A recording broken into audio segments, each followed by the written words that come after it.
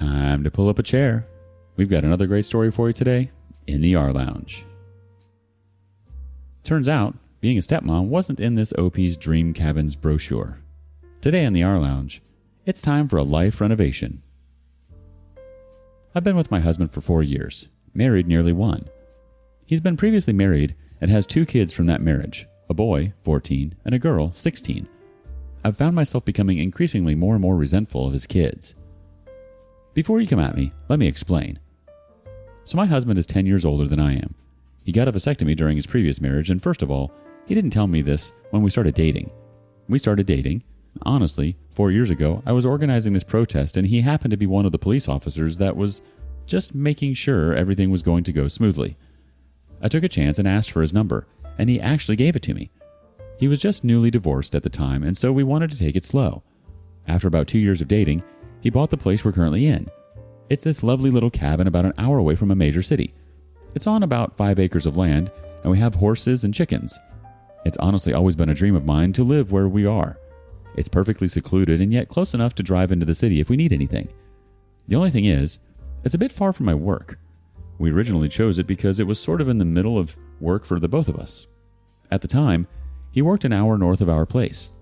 He wasn't willing to transfer to the city that I currently work at because his kids live in the town he's stationed in. So we compromised and said we were going to try to find a place in the middle of where we both work. I didn't make a fuss about the location because I was so enthralled by the beauty of the place and the land. But the commute in the winter is brutal. It takes me an hour and a half to get to work, both ways. On top of that, my family and friends all still live back in the city. One of my best friends just had a baby and she doesn't want to drive out here. A lot of my friends don't want to commute out here to hang out. So they're constantly asking me to come into the city or hang after I'm done working. But sometimes I just want to go home, even though it takes me an hour to get home. I don't know. It's all starting to add up. But that's all to say that I do love my little cabin. We put a lot of blood, sweat, and tears into it, but we made it our own. Anyway, shortly after my husband and I moved into our home, his son would come every second weekend to stay for Friday, Saturday, Sunday. On Sunday, we'd have to drive the hour up north back to his home or to a gas station or something halfway so his mom would pick him up. My husband's daughter didn't come to stay with us because she wasn't speaking to him. She's still salty about the divorce and is mad at him for leaving her mom. So anything we could get out of them was lovely at first, even if it was just his son. His son, I'll call him Kalen, really took to me from the beginning. He would hug me, he made me gifts, he wanted to spend time with me. He was the cutest boy. I was a stepmom and totally loving it. Little things started to happen that sort of raised my eyebrows. He wanted to cuddle with us and sleep in bed with us because he'd have bad dreams. But I had to draw the line there because I just didn't feel comfortable sleeping with him in our bed. That was all fine and dandy as my husband then went to go and sleep with him over the weekend in Kalen's bed. Originally, he would just go down and lay there until he fell asleep, but then he'd actually fall asleep and just stay asleep. So I'd be sleeping upstairs alone all weekend. The way the cabin is, Kalen's room was in the basement. It was all nice and renovated. It wasn't at all dark and dungeony, so before you come at me that it was cruel to do that to him or no wonder he was having nightmares, no. It was a beautiful, finished basement. He even helped with the renovations, and the master room was on the 2nd level. The only reason this bothered me was that my husband started getting deployed away from home for days, sometimes weeks at a time, so sometimes the only time we'd get together were the weekends. Well, if those weekends landed on when Kalen was coming to stay, we would rarely ever get together time. Now, also, I will say, Kalen was 12 years old when he wanted to sleep in the same bed as us, the whole my husband sleeping with him fiasco. Kalen is now 14, and he's still pulling the same stunt. Is this normal? I'm not sure. Maybe I was raised differently, but I feel like it was a little old to be doing that. No? Not only that, but sometimes he'd creep upstairs to scare us. One time, he had gone to bed, and he was downstairs for a good 45 minutes. I was getting ready for bed and changing, and he jumped right into our room to give us a jump scare. But the problem was that my top was off, and so he got a look at my bits. He quickly turned around and apologized and went downstairs apologizing, but the damage had been done. I was mortified. My husband tried to laugh it off, and I literally had to tell him how wrong and inappropriate it was. I was like, he's not just a child anymore. He's literally going to be a teenager. Yeah, a body is a body, but I'm not even his bio mom. I love the kid dearly, but enough is enough. So I had to tell my husband to go and have a talk with him because I was super uncomfortable about it. So he hemmed and hawed a bit before he went downstairs and told him that he shouldn't come upstairs past a certain time at night and if he needs us, he can yell at us from the bottom of the stairs. Then I sort of said that he babies him too much. Well, that sort of started an argument. My husband goes to say that he is his baby and always will be, and he's a sensitive kid. He's like, what do you expect me to do? Spank him? And I'm like, okay, whoa. That's not what I'm saying at all. I'm just saying there's ways to discipline without violence and by actually teaching a lesson. How's a kid supposed to know right from wrong when I'm clearly upset and he sees you laughing at my face? Then he learns that sort of behavior is okay and even funny. I'm not trying to traumatize Kaylin. Like, what if I had been fully naked? Well, he didn't like me saying that, so he went and slept with Kaylin anyways. Also, if you say, why were you changing with the door to our bedroom open? Well, I thought Kaylin was good and asleep. I didn't think I'd have to worry about him jumping in and seeing us. But I guess I was the a-hole that night. I just think Kaylin is just a bit childish for his age. I don't ever remember behaving the way that he was at that age. And I think my husband and his ex just sort of baby him and enable that behavior. He doesn't even know how to use a vacuum or a screwdriver for crying out loud. When we were doing our renovations in the basement, Kaylin wanted to help. So we let him help, and we were asking him to replace the outlet covers. Well, we had the covers that had 2 screws. I gave him a screwdriver and told him to just screw in the new one. Well, he was having a heck of a time because he didn't know how to use a screwdriver. I feel like that's not really rocket science. So he was getting frustrated and then ended up throwing the screwdriver on the floor and telling me that he didn't want to do this anymore. So I tried to be patient with him and still keep him involved somehow. So I was like, hey, why don't you vacuum the little bits off the floor? I was working on the ceiling at the time and my husband was outside cutting baseboards.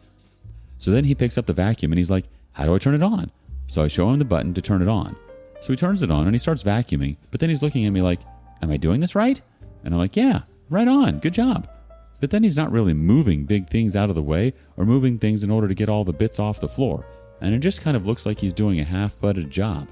But instead of looking like he's purposely missing things, it just seems like he legitimately doesn't know how to vacuum.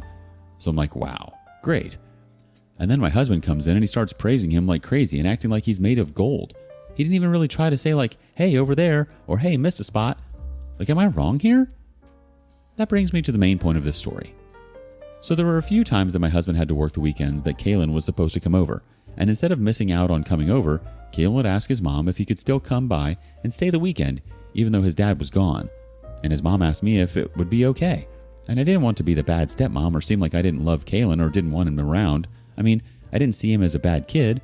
He just sort of annoyed me with how he behaved so childish, and as a stepmom, I felt like I couldn't really discipline him or like help in that department. I felt like it wasn't my place. So I'd have to kind of tell my husband how I'd feel, but then he didn't really listen to me. He was more offended by his parenting style than anything, so eventually I just stopped saying stuff, and I just put a smile on my face and played the game and tried to be cool. Chill stepmom. Anyways, so recently Kaylin comes over and we're hanging out, and he said he's hungry and wants a snack. So I say there should be some instant noodles in the cupboard if he wants, or I can make the instant noodles. So he's in the kitchen and he's gone for a little while, and I don't really hear the microwave or anything. Curious. I get up from the couch and I head to the kitchen, and I see him sort of looking at this thing of instant noodles and scratching his head as if it's some sort of alien dinner. I'm like, having trouble, buddy? And he's like, how do I make this? The noodles are dry. And I literally had to pick my jaw up off the floor. Then I walked him through putting the water in, putting the mix pack in, and putting it in the microwave. So the next day, I'm taking a nap upstairs and he's playing his game on the couch. Then maybe about 20 minutes later, I'm woken up to these awful electrical noises and Kaylin screaming.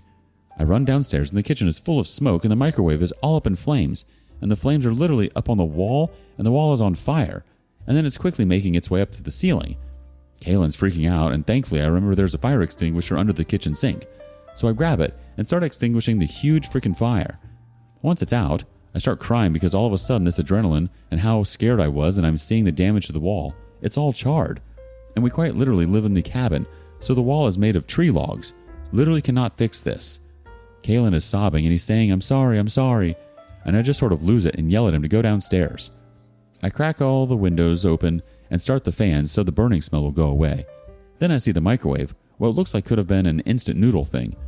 So, looks like he didn't put water in and just put noodles in dry, and that's what started the fire. Honestly, I can't. I called his mom and told her what happened and said that I wasn't sure how safe the house was with the chemically electrical fumes, and so I asked if she'd be willing to meet us halfway so that Kaylin can spend the rest of the weekend at home.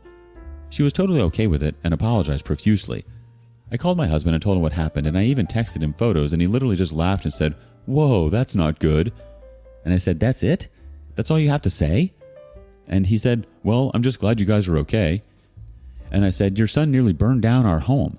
And he said, "But it didn't burn down because you were there." And I said, "What if I hadn't been here?"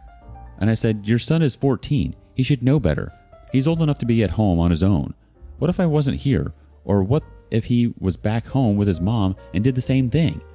This was bad. Really bad. I said, "This is the product of babying your son." And then he lost it on me and said that I was overreacting. And I said our house is permanently damaged because of him, and we can't just take a log out of our home and replace it. I said, how am I ever going to be respected by kids if my own husband can't even respect me enough to listen to me? He said that I was being the evil stepmother and that I should know my place. And I said, "Oh, what place might that be?" Then he says, "You can't come in and act like you're their mother and try to change everything." And I said, "I have never, ever, not once, tried to replace their mother. I'm trying to explain to you that your son is lacking the basic skills of life because you've sheltered him from the world. You keep giving him the silver spoon, and if you're not careful, he's not going to make it out in the real world." Then he told me that I was a dumb witch and didn't know what I was talking about. I'll never know what it's like to be a mother because he's never going to give me children. I said, "You can't possibly mean that." And he said, "I mean every word. You need to learn to shut your mouth." And with that, I hung up the phone. So now he's staying wherever he is for work, and I told him to stay there in a hotel. I said I don't want him to come home. I said he couldn't have cared less if he had even burned down the house. I'm here and I just spent my weekend trying to clean what I could from the wall. The house smells of burnt. Everything smells. No matter what I do, my hair smells. I don't know. Am I the a-hole? Am I wrong here?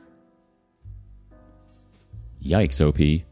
Well, it seems like your life took a detour from Stepmom Diaries to Stepmomageddon. Oh. But hey, at least you've mastered the art of firefighting along with the step-parenting. Feeling frustrated and overwhelmed is completely valid. You're not the wicked stepmother. You're a person with boundaries and needs. From the challenging commute to feeling sidelined in your own home, it's understandable why you'd feel like you're playing second fiddle to your own life. And that microwave incident? It's the straw that broke the camel's back, not to mention nearly burning down your sanctuary.